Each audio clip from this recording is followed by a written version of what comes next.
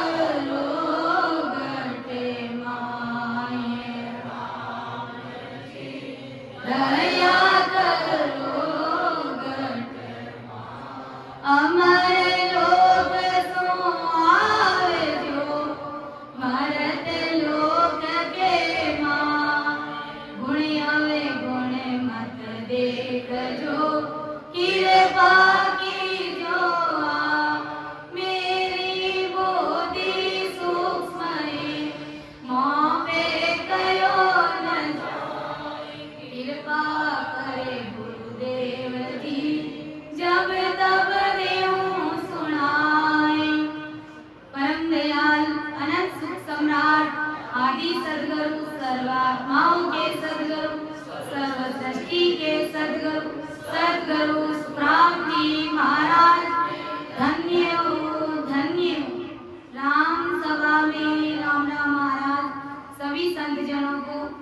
मेरा बारंबार राम राम सा सभी को प्रणाम।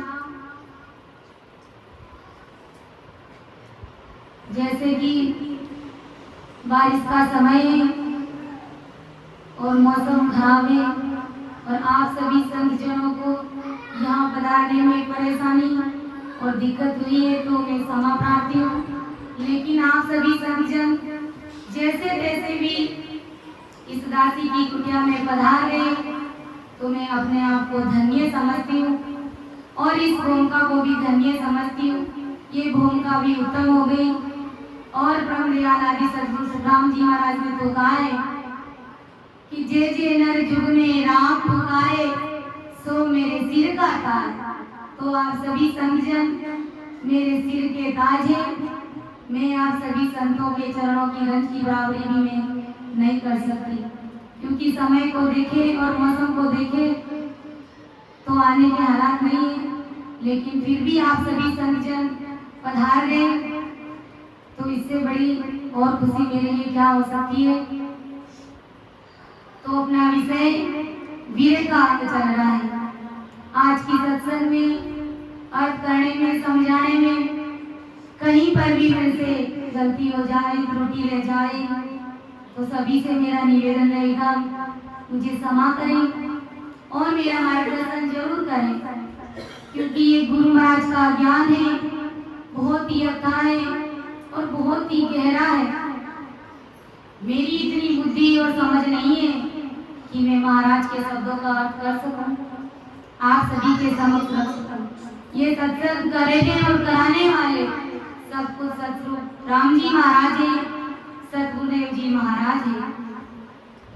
अपना विषय वीर का अंग चल रहा है। परम दयाल आदि सतगुरु सुखराम जी महाराज ने ये वीर का अंग क्यों लिखा कि जब कोई जीव भक्ति कर रहा है, गुरु महाराज का शरणा है, भजन कर रहा है और उसके बावजूद भी राम जी महाराज से मिलना नहीं हो रहा है, इसलिए महाराज ने ये अरदास का अंग लिखा, ये वीर का अंग लिखा। वैसे महाराज ने किस प्रकार वीर लाई वैसे तो अपन नहीं ला सकते।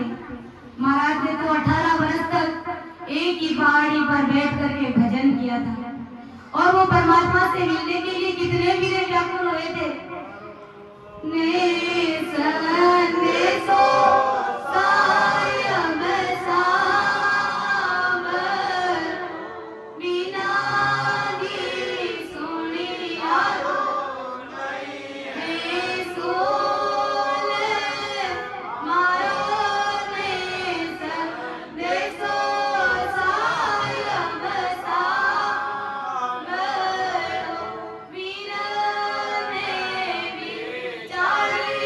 Thank you.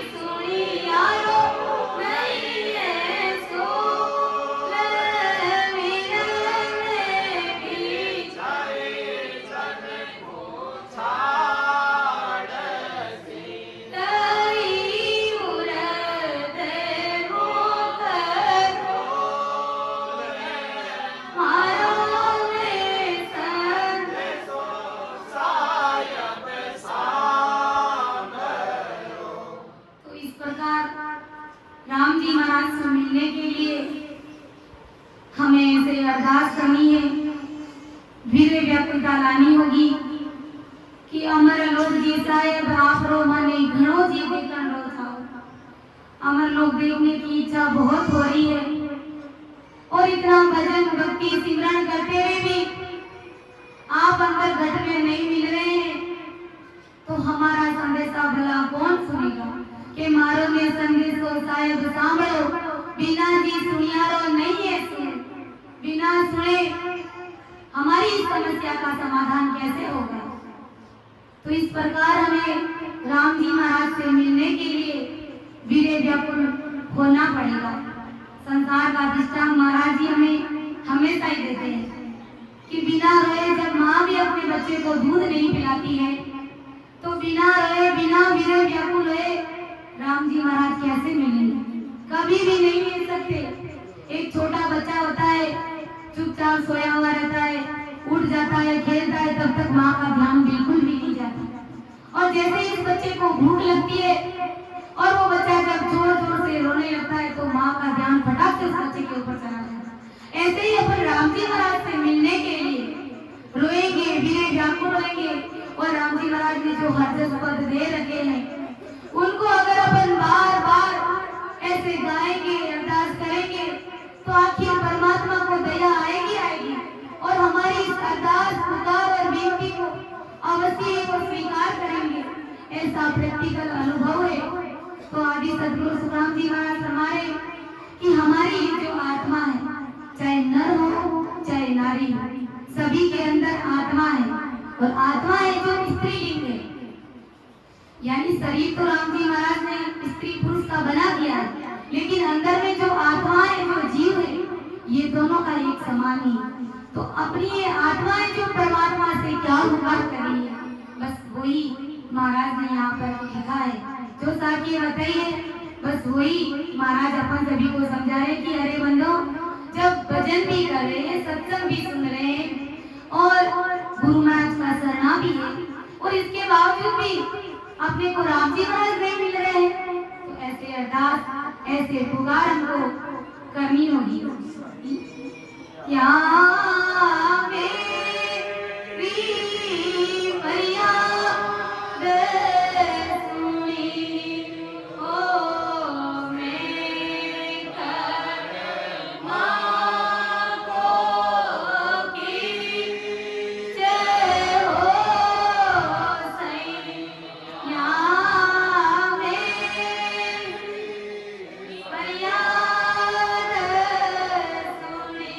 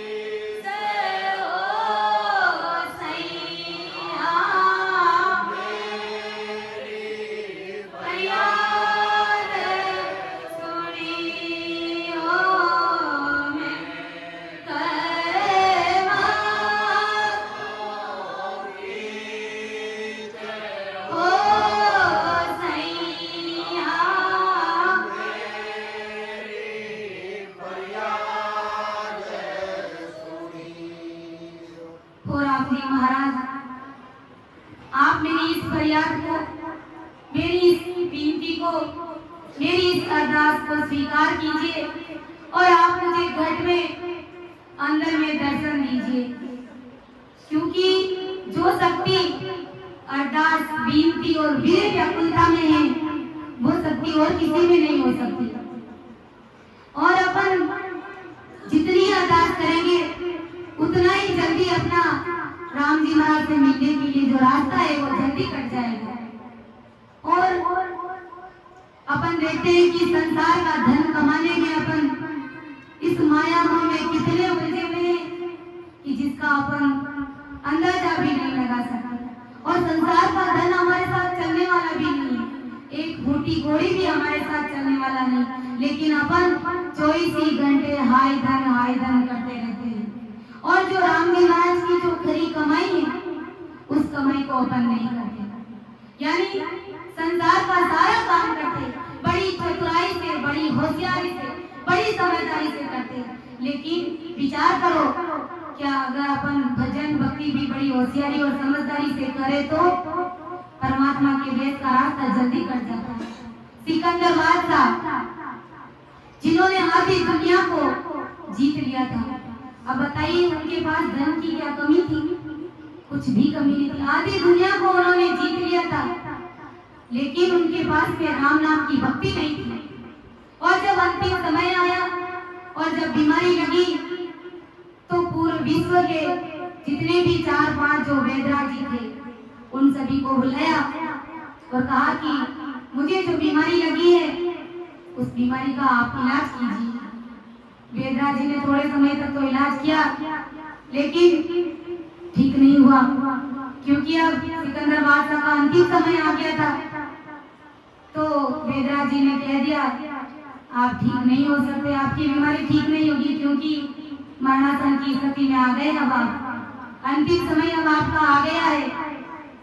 कहा कि मैंने आधी दुनिया को जीत लिया और पूरे संसार का धन मेरे पास में है, और अभी पूरे संसार को धन को कमाने में मैंने अपना पूरा समय खपा दिया, पूरा शरीर उसमें लगा दिया, लेकिन एक कोड़ी भी अब मेरे साथ नहीं चल रहा। अब मैं मरूंगा तो मेरे साथ में कुछ भी नहीं चलेगा। तो सिकंदर बादशाह ने क्या कहा कि जब मैं मर जाऊं और जब मेरी अर्थी निकले, मेरी शव यात्रा निकले, तो मेरे हाथों को ऐसे फैला देना। कहा महाराज आप ऐसा क्यों कह रहे हैं? फिर कहा कि ये जो 4 वेदराज मेरे पास में खड़े हैं ये सभी मेरी अर्थी को कंधा देंगे, बाकी कोई नहीं देगा। कहा महाराज आप ऐसा क्यों करे? कहा कि दुनिया को पता तो चले, मेरे हाथ मेरी मुट्ठी जब खुली रहेगी तो लोगों को ऐसे मालूम होना चाहिए, सीख मिलनी चाहिए कि आधी दुनिया को जीता, पूरे संसार का धन मेरे पास में था, लेकिन खाली हाथ ही आया हूँ और खाली हाथ ही जा रहा हूँ, क्योंकि मैंने राम जी महाराज की भक्ति नहीं करी। फिर कहा कि इन वेदराजों को मेरे अर्थी का कंधा दे दे, यही मुझे शमशान घाट तक पहुंचाए। कहा महाराज इसका क्या मतलब है? कहा कि ये संसार के बड़े बड़े वेदराज है और खूब इनको धन लुटाया, लेकिन फिर भी ये लोग मेरा इलाज नहीं कर सके, क्योंकि अब मुझे मरना पड़ेगा। और फिर कहा कि जब मेरी शव यात्रा निकले तो बीच रास्ते में जितना भी मैंने धन कमाया अपने जीवन में वो सब सड़क पर इस तरह से बिछा दे मेरी शव यात्रा में। कहा महाराज इसका क्या मतलब है कि जो भी धन कमाया लेकिन बूटी कोड़ी भी मैं साथ में नहीं लेके जा रहा, क्या मतलब है इस धन का? तो महाराज सदगुरु सुखराम जी महाराज हमारे कि अपन सभी धर्मों में उलझ करके संसार का धन कमाने में लगे हुए रहते हैं। क्या राम जी महाराज ने यही धन कमाने के लिए हमें इस संसार में भेजा है? नहीं, हमें राम जी महाराज ने ये शरीर दिया है तो क्यों दिया है? राम जी महाराज की भक्ति करने के लिए, परमात्मा से मिलने के लिए, क्योंकि क्या क्या कौल कहार एग्रीमेंट अपन परमात्मा के घर से करके आए और उन एग्रीमेंटों को भूल गए। कहा तो था कि रात और दिन आपका जाप करेंगे, एक पल भी आपको नहीं बिसरेंगे, और यहाँ आकर के अपना मूल्यांकन कर लीजिए कि अपन कितना समय परमात्मा को दे रहे हैं। लोगों की इच्छा ही नहीं है सत्संग सुनने की, सत्संग में आने के लिए कहते तो 1000 बहाने बना देते हैं, लेकिन महाराज हमारे स्पष्ट कह रहे कि संसार का कमाया हुआ धन हमारे साथ में कभी चल ही नहीं सकता। आखिर जो खरी कमाई है राम जी महाराज की नाम की, इस राम नाम की भक्ति की, यही हमारी असली कमाई है और यही हमारी खरी कमाई है।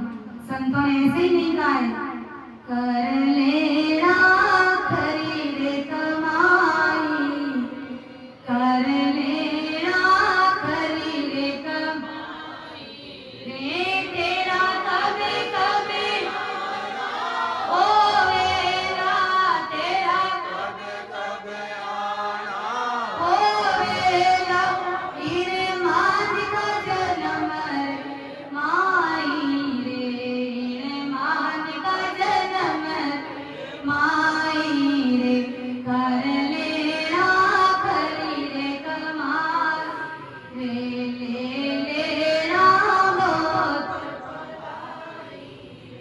एक दिन नर तेरा जन्म हो, एक दिन नर तेरा जन्म, घर दरवाजे ढोल बजाता, घर दरवाजे ढोल बजाता, सैया मंगल गाय के, बोलो सैया मंगल गाय के, घर घर में बटे बधाई, घर घर में बटे बधाई, कर लेना खरी रे कमाई, ले लेना बहुत भलाई, एक दिन नर तेरा मरना होगा, एक दिन नर तेरा मरना होगा, धर्म मेरा आए तेरा लेखा लेला, धर्म मेरा आए तेरा लेखा लेला, सारा भेद बताना होगा, सारा भेद बताना होगा, करनी का फल पाएंगे, बोलो करनी का फल पाएंगे, दिन सुखदा जसमती गाय के, दिन सुखदा जसमती गाय, कर लेना खरी रे कमाई, ले लेना बहुत भलाई, तेरा कभी कभी आया होवेगा रे, तेरा कभी कभी आना होवेगा, इने मान का जन्म रे माई, इने मान का जन्म रे माई, कर लेना खरी रे कमाई, ले लेना बहुत भलाई, छोटा था जब लाड लड़ाया, छोटा था जब लाड लड़ाया, माता तुमको गोद सुलाया, माता तुमको दूध पिलाया, बड़ा हुआ मारण को आया, बड़ा हुआ मारण को आया, परिणाम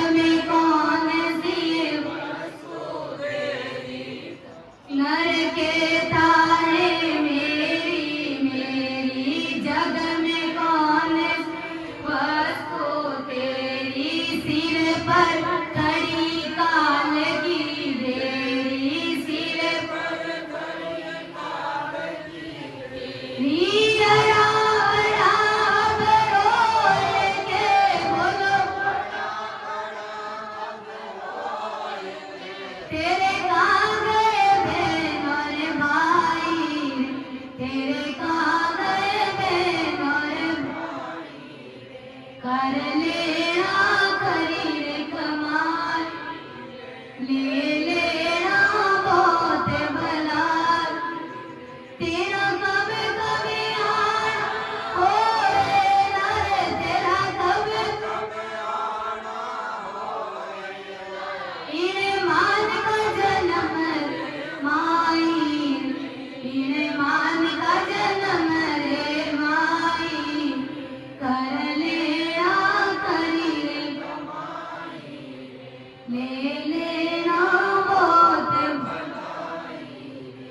तो हमें ये जो राम नाम की ये जो खरी कमाई है, इस खरी कमाई को, इस धन को हमें कृत करना है, क्योंकि यही धन है जो हमारे साथ चलने वाला है। बाकी संसार इस माया मोह में जो भी अपन उलझे हुए और जो भी संसार का धन कमाया है, और आज भी अपना शरीर छूट जाएगा तो 1 रुपया टका भी हमारे साथ चलने वाला नहीं। इसलिए हमें ये राम नाम की जो खरी कमाई है, जो सांस सांस में सिमरण हमें नित्य प्रतिदिन करना है, और यही चीज हमारे साथ चलने वाली है। संत महात्मा कहते हैं कि एक दिन तेरा मरना होगा और धर्म राय तेरा लेखा लेगा। जब हमारी मौत आ जाएगी और जब जमदूत आकर के कंठ पकड़ लेगा और तब धर्मराज जी लेखा मांगेंगे, एक एक पल का हिसाब मांगेंगे और कहेंगे कि जो सांसा रूपी पूंजी मैंने तुम्हें इस मतलोक में देकर के भेजी थी, लाइए उसका हिसाब बताइए मुझे। क्या कहेंगे उस समय? हमारे पास कोई जवाब नहीं रहेगा। और जब भजन भक्ति की हुई होगी और ये धन जो एकत्रित किया हुआ हमारे साथ होगा, तो सीधा ही हमारा परमात्मा से भेंटा होगा। इन सभी बीच वालों से मिलने की आवश्यकता ही नहीं होगी। सुबह भी संतों ने यही फरमाया था, जब भजन रूपी धन हमारे साथ में होगा तो हमें परमात्मा के देश में जाने से कोई नहीं रोक सकता। महाराज यही फरमा रहे कि जब धर्मराय तुम्हारा लेखा लेगा, उस समय तुम क्या जवाब दोगे, और संसार में क्या क्या करनी कर्म जब तब किए और कैसे कैसे कर्म कांड किए, कहाँ चोरी करी, किसकी हंसी उड़ाई, किसकी चुगली करी, किसकी निंदा करी, सारा भेद परमात्मा के सामने बताना पड़ेगा। एक एक पल का हिसाब हम सभी को बताना पड़ेगा, और भजन भक्ति करेंगे कोई हमें पूछने वाला नहीं। तो ब्रह्मदयाल आगे सदगुरु सुखराम जी महाराज, अगर अपन देखते हैं, छोटा सा दृष्टांत भी लेते हैं, किसी दुकान में जाते हैं कोई भी चीज वस्तु सामान खरीदने के लिए, तो वहां पर बाहर लिखा हुआ होता है, सावधान आप कैमरे की नजर में हैं। तो फटाक से अपन सावधान हो जाते हैं। किसी किसी का मन चोरी करने का रहता है, लेकिन अपन समझ जाते हैं क्योंकि वहां पर लिखा हुआ है कि सावधान आप कैमरे की नजर में हैं। लेकिन परमात्मा क्या कह रहे, मेरा कैमरा 24 घंटे चालू है। तुम रात में चोरी करो चाहे दिन में करो, चाहे रात में निंदा चुगली करो चाहे दिन में करो, चाहे होली को करो चाहे दिवाली को करो, चाहे किसी भी त्योहार पर करो, किसी भी समय करो, सबका हिसाब मेरे सामने है। और मरेंगे ना तो जैसे टीवी में अपन वीडियो कैसे देखते हैं, वैसा का वैसा सारा वीडियो, 40 साल जिए, 50 साल जिए, 70 साल, सारा रिकॉर्ड हमारे सामने आ जाएगा कि बंदा वहां पर अब तुम्हारी झूठ नहीं कर सकता, क्योंकि सारा भेद ये देख ले तुम्हारे सामने है। और तुम्हें ये अमूल्य सांसा रूपी पूंजी देकर के मैंने इस मतलोक में भेजा था, और तुम लोग क्या काम करके आए। उस समय हमारी अकल ठिकाने आ जाएगी कि वास्तव में सदगुरु जी महाराज का शरणा भी मिला था, भरतखंड में जन्म भी मिला था, नित्य प्रतिदिन सत्संग भी मिली थी, लेकिन हमारी कमियों की वजह से हम परमात्मा से नहीं मिल पाए। बड़ा भारी पश्चाताप करना पड़ेगा। परम पछतावा ग्रंथ महाराज ने ऐसे ही तो लिखा है। तो महाराज ने यही बताया कि पल पल का लेखा चित्रगुप्त के खाते में लिखा जाता है, इसलिए समय का सदुपयोग करना है और भजन सिमरन में लग जाना है। आज अपन देखते हैं किसी की उम्र 30 साल हो गई है, किसी की 40, किसी की 70, किसी की 100 के लमसम पहुंच गई। तो क्या भजन करने की कोई उम्र आएगी क्या? अपन तो यही सोचते आज करेंगे, कल करेंगे, चलो आज का दिन ऐसे ही गया, घर में कुछ काम था, कल सुबह जल्दी उठ के करेंगे। कल सुबह जल्दी उठे तो घड़ी में देखा टाइम 3 बजे है, अभी तो 3 बजे है, थोड़ा जल्दी, थोड़ा 10 मिनट सो जाते हैं। अब उस 10 मिनट के चक्कर में सुबह की 6 बज जाती है। और वास्तव में कभी कभी ऐसे ही हो जाता है, क्योंकि हमारे अंदर अभी सूर्यता नहीं है, अभी अभी भक्ति में पूर्ण रूप से लगे नहीं है। हमारे अंदर भक्ति में सूर्यता का होना बहुत ही जरूरी है। सुबह ही संतों ने वो सूर्यता का अनुभव फरमाया था कि आगली पाचली सर्व लेके चले, हल होशियार होए नर बेगरे, अगम का सुख कोई राम देवे। अरे नर चेत जा, होशियार हो जा, अगम का सुख यानी अमर लोक का सुख तुझे राम जी महाराज देंगे। लेकिन इस मत लोक में तुझे होशियारी से, समझदारी से भक्ति करनी पड़ेगी। भक्ति से ही तुम्हारी जीवात्मा का कारज हो सकता है, तुम्हारी आत्मा का कल्याण हो सकता है। तो महाराज इस वीरे के अंग के माध्यम से अपन सभी को यही फरमा रहे कि हमें भजन भक्ति करना है। ये आत्मा रूपी जो विरही है, परमात्मा से मिलने के लिए किस प्रकार विरह व्याकुल हो रही है कि सरम सन संख्या नहीं, तीनों दिया रे बुहाए, पीव मिलन रे कारणे बके चोवटा जाए। कि सरम सन संख्या नहीं, तीनों दिया बुहाए, पीव मिलन के कारणे बके चोवटा जाए। परम दयाल आदि सद्गुरु सुखराम जी महाराज हमारे कि वीरन को न तो शर्म है, न ही संशय है, और न ही किसी भी प्रकार की शंका है। इन तीनों को छोड़ दिया है, यानी इस आत्मा रूपी वीरणी ने शर्म, शंका और लज्जा का त्याग कर दिया। क्योंकि परमात्मा से मिलने के लिए शर्म, शंका और लाज का त्याग करना पड़ेगा। कैसी शर्म, कैसी लाज और कैसी शंका राम जी महाराज से मिलने के लिए? मीराबाई ने कैसी भक्ति करी थी? जब वो सब घर के लोग सो जाते तब वो राम राम करते और कृष्ण कृष्ण करते, यानी जो भी उनके देवता थे वो उनको पुकारती और रात और दिन उसी में लगी रहती। तो मीराबाई के माता जी की जब रात में नींद खुल जाती तब वो कहते कि बेटा तुम सोती भी नहीं हो, रात और दिन सब दिन कृष्ण कृष्ण की रट लगाए हुए रखती हो, तुम सोती क्यों नहीं हो? सारा संसार सो रहा है और तुम जागी हुई हो। कहा माँ मुझे तो कृष्ण भगवान से ही मिलना है, संसार तो अंधी है, ये दुनिया अज्ञानी है, ये समझती नहीं है, लेकिन मुझे तो कृष्ण से मिलना ही है। मती भर जो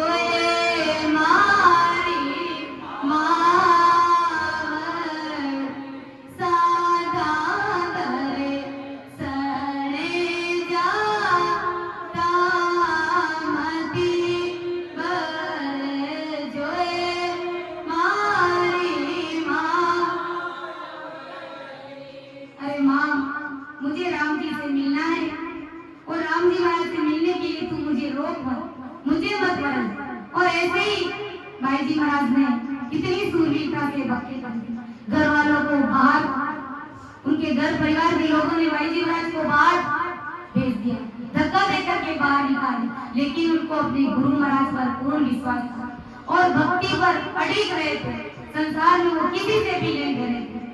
तो इस प्रकार भक्ति में भी लाज, शर्म, शंका अगर अपन रखते हैं तो ये भक्ति होती नहीं। इसके लिए तो सूरवीरता चाहिए। भक्ति हमेशा सूरवीरता ही सही होती है।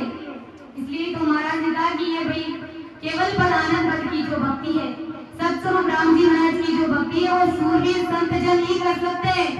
कायर और कपटियों का ये काम नहीं है, क्योंकि कायर और कपटी लोग होते उनसे ये सत्स्वरूप परमात्मा की भक्ति निभती नहीं है। ऐसा वैराग्य हमारे अंदर होना चाहिए। परमात्मा से मिलने के लिए लाज, शर्म, शंका सभी का त्याग जब अपन छोड़ेंगे और वीर व्याकुलता से भजन करेंगे कि ये दुनिया क्या कह रही है, दुनिया की तरफ अपने को नहीं देखना है। अगर ऐसे सोचेंगे, विचार करेंगे कि मैं वीर व्याकुल होता हूँ तो ये लोग मुझे हंसते हैं, मुझे देखते हैं। अरे जो देखते हैं उसको देखने दीजिए और जो निंदा करे उसको भी करने दीजिए। अपना क्या लक्ष्य है कि अपने को परमात्मा से मिलना है, तो उसी में बस अपने लक्ष्य की तरफ ध्यान दीजिए। यही बात महाराज फरमाए। और इसी प्रकार भक्ति में कैसा वैराग्य चाहिए।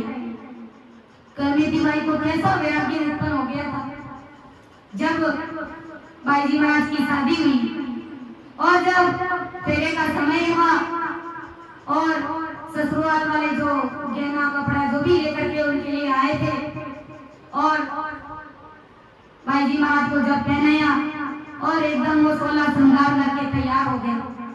अब वो तैयार होकर के जैसे ही उन्होंने अपनी शक्ल आईने की तरफ देखी, कांच की तरफ अपने को सजा धजा देखा, तो अचानक से उसके अंदर वैराग्य उत्पन्न हो गया और उन्होंने कहा कि इस मल मूत्र की काया को रिझाने के लिए कितने नखरे किए हैं मैंने, कितने 16 श्रृंगार किए हैं मैंने, एक शरीर को रिझाने के लिए, एक संसार के मर्द को रिझाने के लिए। और परमात्मा ने मुझे कितना अच्छा सुंदर शरीर दिया है और उस परमात्मा को मैं भूल गई, उस परमात्मा को मैंने रिझाया ही नहीं। तो कितनी सोचने और विचार करने की बात। उसी समय बाईजी महाराज वैराग्य उत्पन्न हो गया और सारे गहने जो भी उन्होंने पहन रखे थे सब के सब उतार करके एक तरफ रख दिए और रात को ही चले गए घर से बाहर जाकर के जो एक ऊंट मरा हुआ था उस मरे हुए ऊंट के कंगाल में जाकर के बैठ गए, जहां पर दूर दूर तक गंध आती है, वहां पर कोई जा ही नहीं सकता। हम ऐसी जगह पर बाईजी महाराज जाकर के बैठ गए ध्यान में और राम नाम का जाप करने लगे। हम इधर बाईजी महाराज के जो पिताजी थे बड़ी चिंता में पड़ गए कि बारात आ गई है बिटिया की और बिटिया घर पर नहीं है, कहीं चली गई है। तो राजा जी के मंत्री या सैनिक ही थे जो बाईजी महाराज के पिताजी, उन्होंने जाकर के राजा जी से कहा कि मेरी बिटिया घर से चली गई है और बारात आ गई है, अब क्या होगा। तो राजा जी ने चारों दिशाओं में सैनिकों को भेज दिया कि जहां पर भी करनेती बाई है मिले तो ढूंढ करके उसको घर लाना। लेकिन सैनिक चारों तरफ ढूंढ पूरे शहर को ढूंढ लिया, लेकिन बाईजी महाराज कहीं नहीं मिले। और बाईजी महाराज तो थोड़ी ही दूर में जहाँ ऊंट मरा हुआ था उस मरे हुए ऊंट के कंगाल में वो बैठे थे, भजन कर रहे थे। अब सैनिक उनको ढूंढने के लिए उस गंध में जाएंगे क्या? नहीं जाएंगे। ऐसा वैराग्य उनको उत्पन्न हो गया था, ऐसा वैराग्य अपने को इस भक्ति में चाहिए परमात्मा से मिलने के लिए। तभी हमारा ये जीवन धन्य हो सकता है, तभी हमारा ये जीवन सफल हो सकता है और यही हमारी असली कमाई है। ऐसा वैराग्य, ऐसा त्याग वैराग चाहिए अपने को भक्ति में, क्योंकि भक्ति में लाज शर्म शंका नहीं चलती। अगर अपन संसार की तरफ देखें और संसार की कहवतों से डरे कि संसार के लोग मुझे क्या कहेंगे, मैं भजन करी हूँ दुनिया के लोग मुझे क्या कहेंगे, ऐसी फिक्र और चिंता में पड़ गए तो कभी भी कल्याण होने वाला नहीं। तो महाराज बनाए कि शर्म सन संख्या नहीं, तीनों दिया बुहाए, पीर मिलन के कारण बके चोट आ जाए। यानी पति परमेश्वर से मिलने के लिए सबके सामने भजन करिए। यानी दुनिया के लोग कुछ भी कहे, लेकिन सूर्यता के साथ में ये जीव, ये आत्मा भजन करिए। के सो दिन के उगऊ गसी पीव मिलेंगे तेज, मन की आशा पूरे हिल मिल दे घर भेज। के सो दिन के उगऊ गसी पीव रमेंगे तेज, मन की आशा पूरे हो हिल मिल दे घर भेज। ब्रह्मदयाल अनंत सुख सम्राट आदि सदगुरु सुखराम जी महाराज फरमा रहे हैं कि आत्मा रूपी गिरनी पुकार करी है कि आखिर मेरा राम जी महाराज से कब मिलना होगा, कब ऐसा वो मेरा दिन आएगा जब ये आत्मा परमात्मा का रूप बन जाएगी। यानी ये आत्मा परमात्मा में मिल जाएगी, ये आत्मा 10वें द्वार से परे हो जाएगी। तीन मिलेंगे सेज मतलब केवल पद आनंद पद की प्राप्ति करना, सतरूप राम जी महाराज से मिलना। और तभी मन की आशा पूर्ण है हिल मिल दे घर, ये आत्मा रूपी विरणी पुकार करिए कि तभी मेरी ये आत्मा रूपी ये मन की जो आशा है ये पूर्ण हो सकेगी। इसलिए कि ये दिन ऐसा समय ऐसा पुल मेरा कब आएगा जिस दिन मेरा राम जी महाराज से मिलना होगा। मारो वो दिन को कबे आसी, मारा सतगत मायल विलासी। मारो वो दिन को कब आसी, मारा सतगत मायल विलासी। मैं तो चरणासी सने वासियों, मैं तो सन्मुख दर्शन पासियों। मैं तो चरणासी सने वासियों, मैं तो सन्मुख दर्शन पासियों। मारो वो दिन को कबे आवे, मारा सतगुरु माया मिलावे। दिन सूरज सो कवासी, मारा सतगुरु माया बुलासी।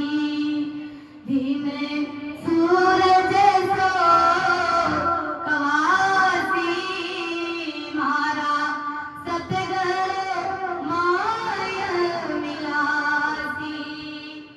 मारो वो दिन को कबे आवे, मारा सतगुरु माया मिलावे। मारो वो फूल को कबे आवे, मारा गुण की रीत बुझावे। मारो वो फूल को कबे आवे, मारा गुण की रीत बुझावे। कोई ऐसा हरिजन आवे, मारा गुरसो माया मिलावे। कोई ऐसा हरिजन आवे, मारा गुरसो माया मिलावे।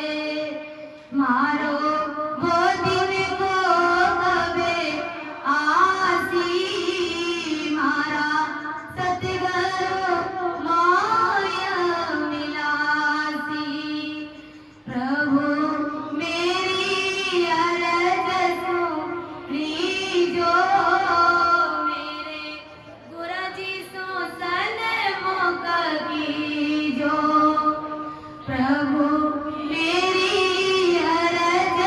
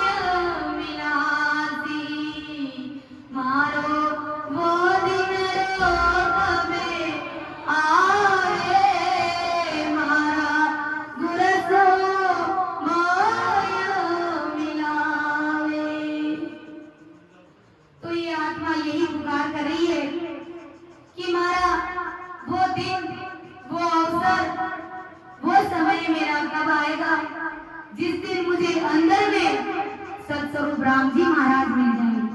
अब अंदर में सतस्वरूप राम जी महाराज अपने को कब मिलेंगे? जब बाहर के सतगुरुदेव जी महाराज की निजमेर हमारे ऊपर होगी, तब अंदर के सतगुरुदेव जी महाराज रीजे के हमारे अंदर प्रकट होंगे। जब बाहर के सतगुरुदेव जी महाराज का मान सम्मान करेंगे, आदर सत्कार करेंगे और पूर्ण रूप से उनके प्रति भाव रखेंगे, 100% उनके सामने सरेंडर होंगे, तब उनकी निजमेर हमारे ऊपर होगी। और जब उनकी निजमेर हमारे ऊपर होगी, तभी वो सतरूप परमात्मा यानी वो निरंजन निजनाम रूपी वो सतरूप साहिब की सत्ता हमारे गढ़ में प्रकट होगी कि मैं तो चरणासीस निवासी हो, मैं तो सन्मुख दर्शन पासो, दिन सूरज तो पासी हो मारा सतगुरु मोय बुलासी। वो दिन वो समय मेरा धन्य होगा जिस दिन मेरे सतगुरुदेव जी महाराज मुझे बुलाएंगे, यानी मुझे केवल प्रधानत पद की प्राप्ति होगी। और ऐसा वो समय मेरा कब आएगा कि जब मेरे सतगुरुदेव जी महाराज मेरे ऊपर रीझ जाएंगे। रीझने का मतलब मेरे ऊपर कृपा होगी। कोई ऐसा हरिजन आवे मेरे गुरासु मोए मिलावे, है कोई ऐसा हरिजन जो मेरे सतगुरुदेव जी महाराज से मुझे मिला दे। प्रभु मेरी अर्ज सुनी जो मेरे गुरासु सन्मुख कीजो। इस प्रकार जब ऐसे ही आत्मा रूपी विनयी परमात्मा से मिलने के लिए पुकार करती है, तो अवश्य ही राम जी महाराज की कृपा हमारे ऊपर होती है कि वीर आत्मुख गहरई स्वातक सीप कवाए, आन सकल सब पर हरिया बंदी पीव पतमाए। जैसे सीप स्वाति की बूंद के लिए आस करती रहती है, सीप सायरिया में रहती है और बारिश के पानी की आशा रखती है, बारिश का पानी वो पीती है। ऐसे ही ये वीरनी उस परम पद की प्राप्ति की आस लगा करके बैठी है। और आज सकल सब पर हरिया, आन सकल मतलब 33 कोटि देवी देवता, ब्रह्मा विष्णु महादेव शक्ति, इन सभी का त्याग करके सतरूप साहिब के देश में मिलने के लिए आत्मा रूपी वीरनी तैयार हो गई और राम नाम के सुमिरन में लग गई है। महाराज हमारे यही पीयू पतमाए बंदी, यही पीयू के बस में होना है, यानी अन्य देवों की भक्ति को छोड़कर सतरूप की भक्ति कर अपने पुरातन पिया के बंध में बंध गई, यानी संसार की सारी भक्तियों का त्याग कर केवल सतरूप राम जी महाराज की भक्ति को ही इस आत्मा रूपी वीरनी ने स्वीकार किया है, धारण किया है।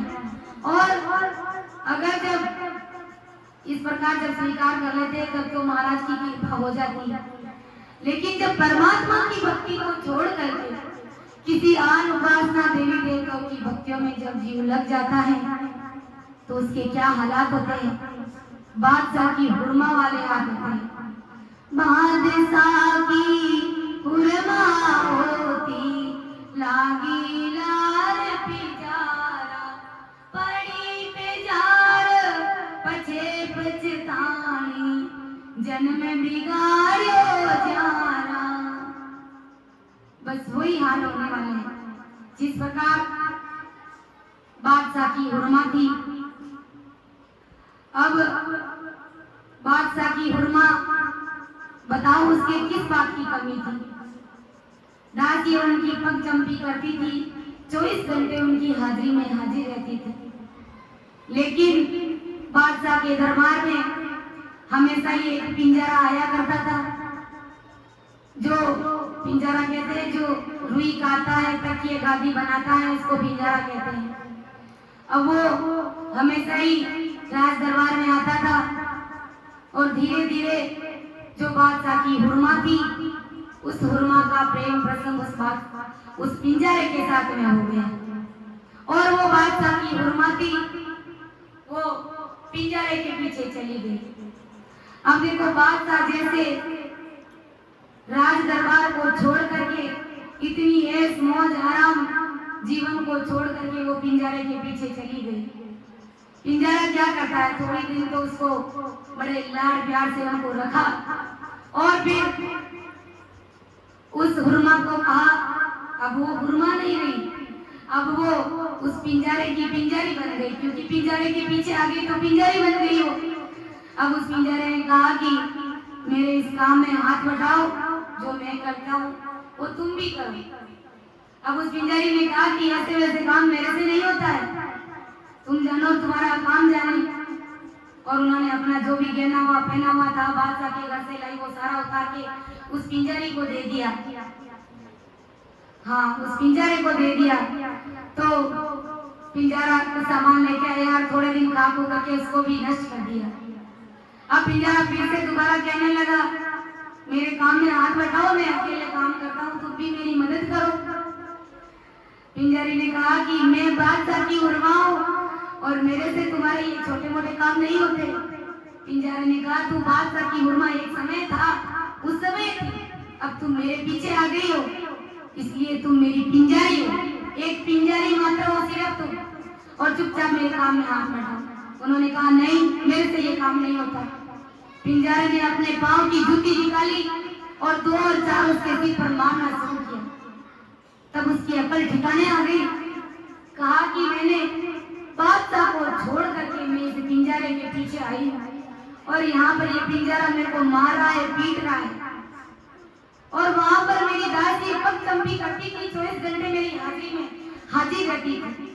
कहने का मतलब महाराज ने ये दृष्टांत क्यों दिया कि बादशाह की भक्ति को छोड़ करके, यानी सतरूप राम जी महाराज की भक्ति को छोड़ करके अगर अपन छोटे मोटे आन उपासनाओं में 33 कोटि देवताओं में अपना अगर ध्यान भटका रहे हैं तो हमारा हाल यही होने वाला है। कोई हमारी पुकार को सुनने वाला नहीं है, अपनी जीवात्मा का कार्य होने वाला सपने में भी नहीं है। इसलिए केवल पद आनंद पद की भक्ति करनी है, अपनी जीवात्मा का कार्य करना है, अपने इस अमूल्य जीवन को धन्य बनाना है, अपने इस मनुष्य शरीर को सार्थक बनाना है। बस यही उद्देश्य है और यही मतलब है महाराज के इस दृष्टांत का कि पद सुन आगे चले आया, करो गूंज कर जाए, अजय उन आया साया है अवगुण मुझे माए। कि पद सुन आगे चले, करो गूंज कर जाए। विश्वास के साथ में भक्ति करने पर भी अभी तक आप इस आत्मा रूपी घर में नहीं पधारे, यानी विश्वास के साथ में भी अगर अपन भजन कर रहे हैं और जब राम जी महाराज नहीं मिल रहे हैं तो इससे सीधा स्पष्ट मालूम पड़ता है कि अवगुण हमारे अंदर ही भरे हुए, यानी हमारे अंदर ही कमी कसर है। इसलिए विश्वास रखते हुए भी राम जी महाराज नहीं मिले, या तो इसका मतलब ये हो सकता है कि विश्वास को खूब कर रखा है लेकिन भजन नहीं कर रहे हैं, या फिर ये हो सकता है कि भजन खूब कर रहे हैं लेकिन विश्वास टके भर का भी नहीं है, तब अपना कार्य नहीं हो रहा, यानी अवगुण हमारे अंदर ही है। मेरा अवगुण पर हरो प्रभु, तेरा बिरद निभाए, पिया में दूरी हो, ओ दिन भरे जाए, पिया में दूरी हो। तो इस प्रकार अरदास करनी कि मेरा अवगुण पर हरो, तेरा बिरद निभाए। ओ राम जी महाराज, आप मेरे इस अवगुणों को हरो, मेरे अंदर जो कभी पेशी है उसका आप निवारण कीजिए, समाधान कीजिए, क्योंकि आप अपने बिरद का लाज रखिए। आपका बिरद बड़ा भारी सुना है, क्योंकि जो भी जीव आपकी शरण में आ गया है वो कभी डूबा नहीं है। मोए भरोसो बिरद को सुन लीजो सब लोए, मोए भरोसो बिरद को सुन लीजो सब लोए।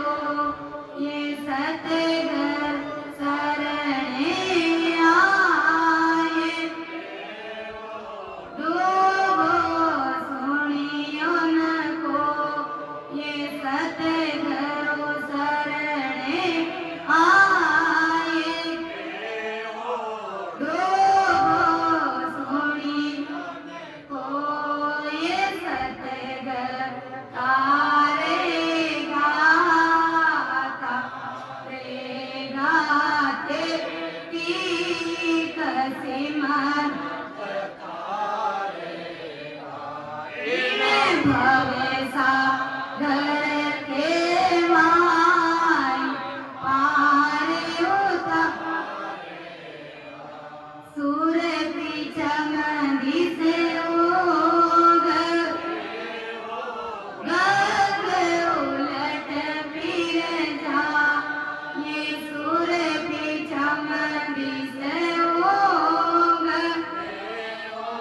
गंग उलट फिर जा ये तो ये सतगुरु राम तारे मोए भरोसो मां ये तो ये सतगुरु राम तारे सी मोए भरोसो मां ये सतगुरु तारे गाता कसी मरत इन भवे सागर के माये पारे उतारे के मोय भरोसो बिरत को सुन ली जो सब लोई सतगुरु शरणे आए के हो डूबो सुनियो ना को राम जी महाराज आपके बिरत का पूरा भरोसा है कि कोई भी जीव आपकी शरण में आ गया है और डूब गया है ऐसा कभी सुना नहीं। जो भी जीव आपकी शरण में आया है वो अवश्य ही फिरा, लेकिन विश्वास कैसा चाहिए। सूर्य पिछमुखी से उग गए हो गंग उलट फिर जाए तो सतगुरु मोय तारसी मोय भरोसो।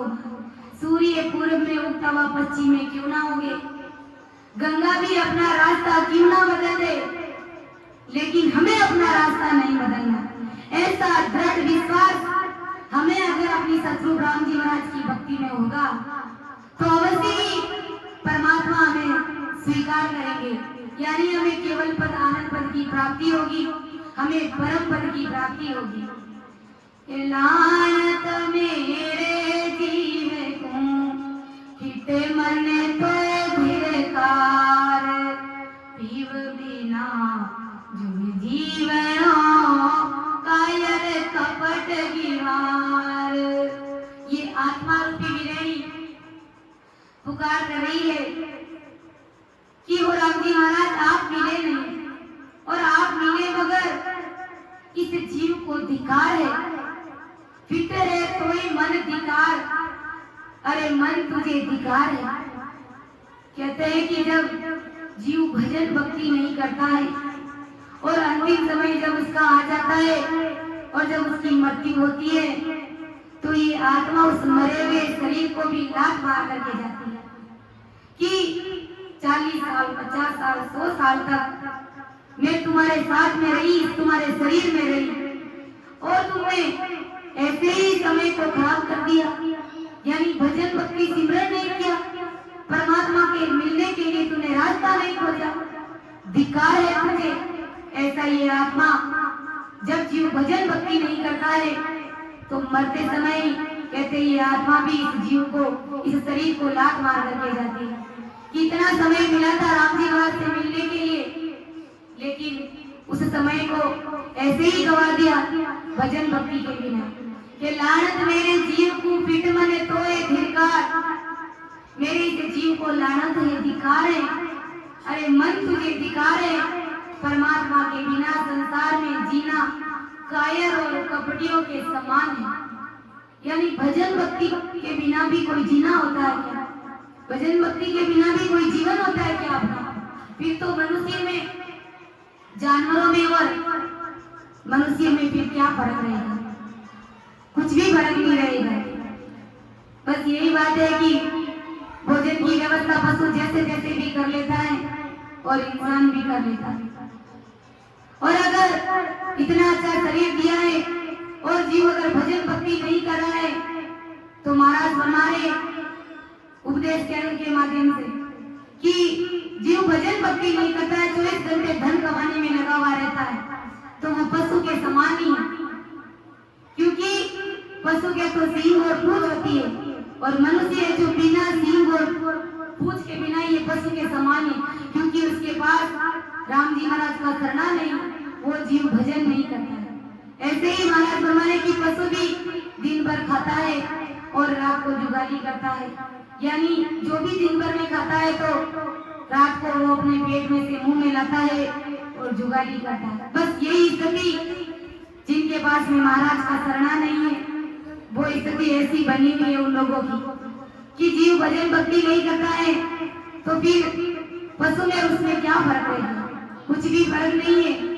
मनुष्यता को धिक्कार है, मनुष्य होने का फर्ज भी अपन नहीं निभा रहे, क्योंकि जिस काम को करने के लिए आए हैं वो काम तो अपन करते नहीं है।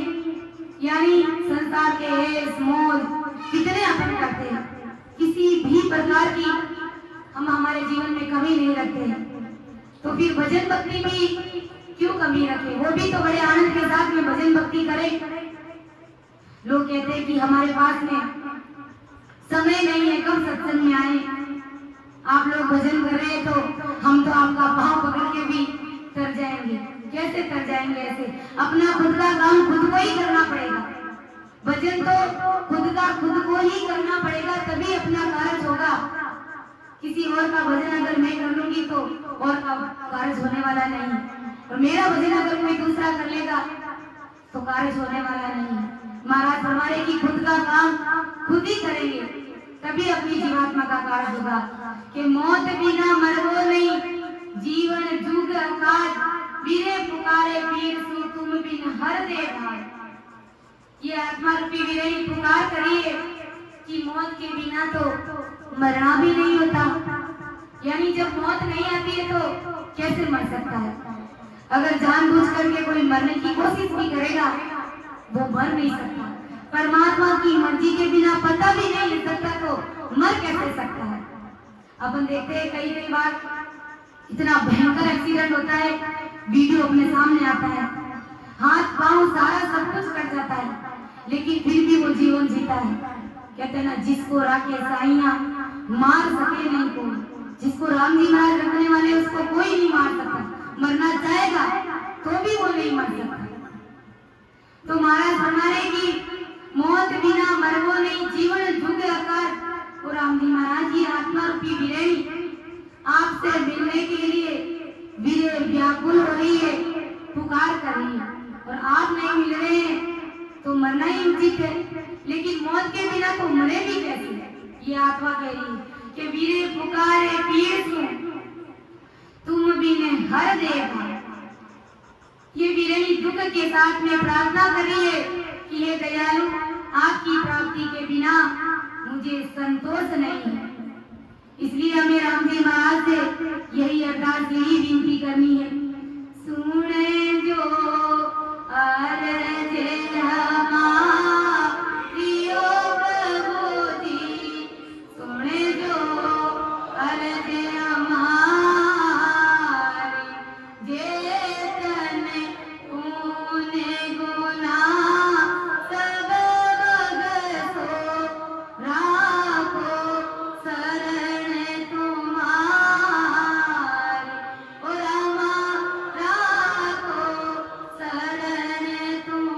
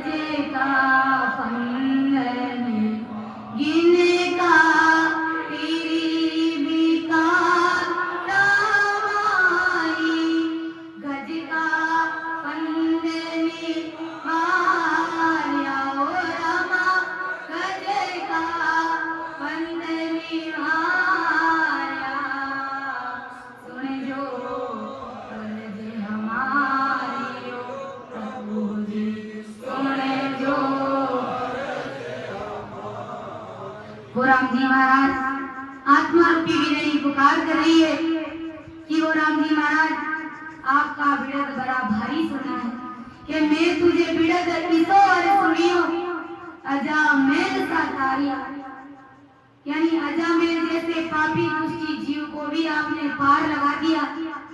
तो हम सभी तो भजन भक्ति करने वाले जीव हैं, और अगर ऐसे ही हमारे गुण और अवगुणों की तरफ आपने देखा तो 7 जन्म में भी हमारा कार्य नहीं हो सकता। और जबकि अजामेल पांड्या कितना पापी दुष्टी जीव था, लेकिन उसको भी राम जी महाराज ने स्वीकार कर लिया, उसको भी वापस मानव तन दिया और उसकी जीवात्मा का कार्य किया। अजामेल पांड्या बहुत ही पापी दुष्टी जीव था, इसके जैसा जीव पूरे संसार में नहीं था। वो हमेशा ही वेश्या के साथ में रहता और मीट मांस खाता और घर पे कभी रहता ही नहीं था। तो 4-5 संत महात्मा गांव से निकल गए होते हैं, तो उनको भूख लगी होती है, तो वो संत महात्मा रास्ते में किसी से पूछते हैं कि भाई मुझको उत्तम ब्राह्मण का घर चाहिए, मुझे उत्तम ब्राह्मण का घर बताओ, भूख लगी है, हम लोग वहां पर भोजन प्रसादी करेंगे।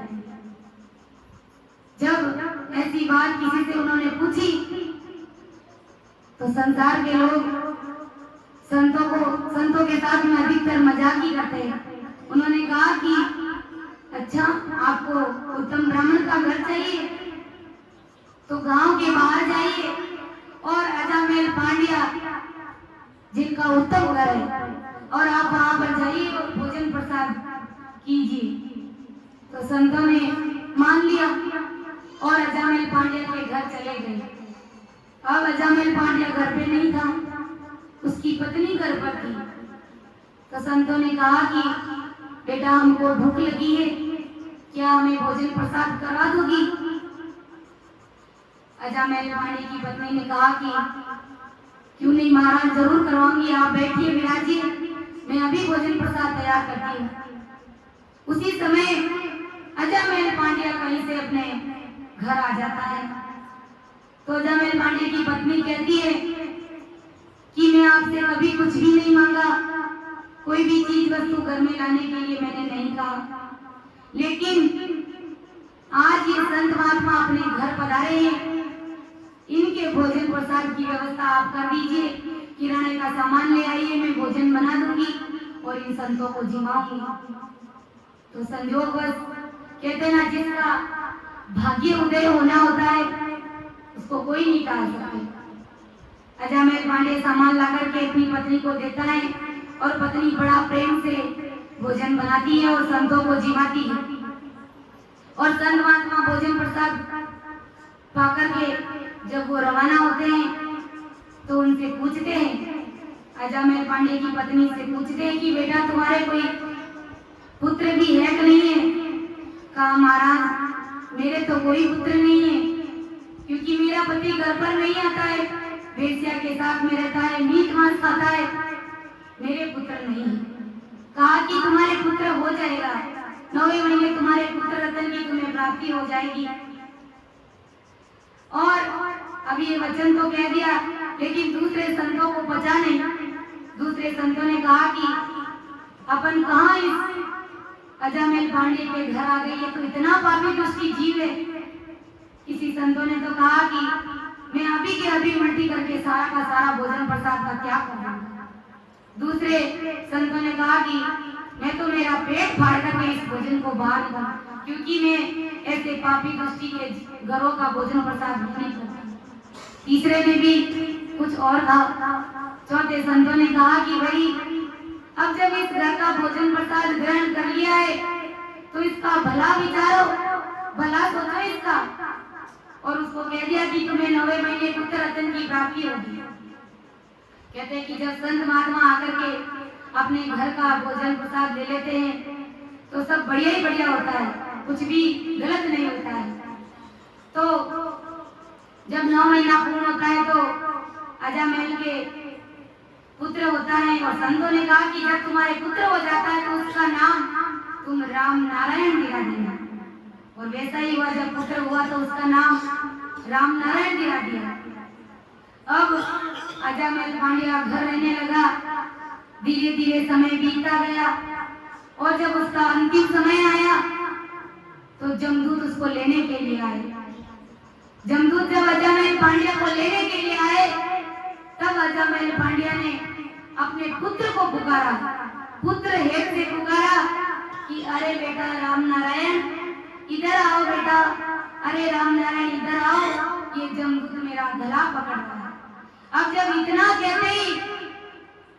कहते ही उसका खाता राम जी के घर से क्लोज हो गया, यानी जो पाप का खाता था वो तो बंद हो गया और पुण्य का खाता है जो वो चालू हो गया, क्योंकि उन्होंने राम नाम को पुकारा, यानी राम नारायण उन्होंने पुत्र हेत से पुकारा, लेकिन उसका कारज हो गया।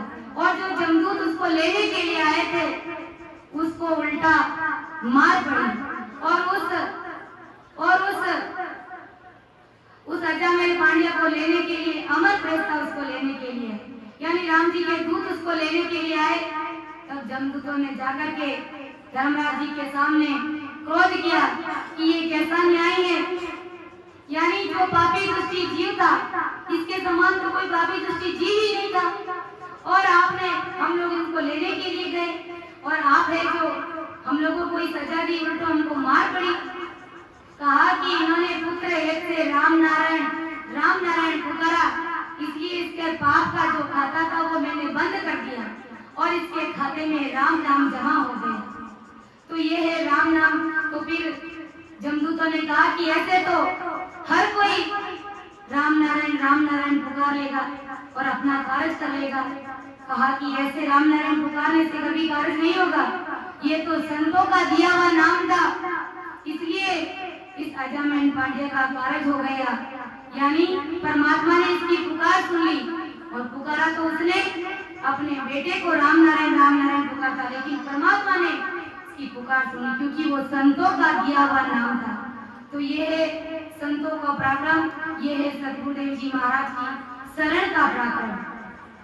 तो इस प्रकार जब हमारी ये आत्मा रूपी वेणी परमात्मा से मिलने के लिए पुकार करेगी, व्याकुल होएगी, तब अवश्य ही हमें राम जी महाराज मिलेंगे और हमें परम पद की प्राप्ति होगी। तो समय हो गया है, वाणी को यही विराम दे रही हूँ। कहीं पर भी समझाने में अर्थ करने में मेरे से त्रुटि रही है तो मुझे अपनी विद्या समझ करके माफ करिएगा। सुन जो मैं निर्दोष हूँ गाढ़ बांध जस हो, तुम्हारे बोल हार हो क्या जानेगा को। परम दयाल अनंत सुख सम्राट आदि सद्गुरु सर्वात्माओं के सद सर्व सृष्टि के सद सद्गुरु सुखराम जी महाराज धन्य हो धन्य। राम सभा में राम महाराज सभी को राम राम सभी को प्रणाम।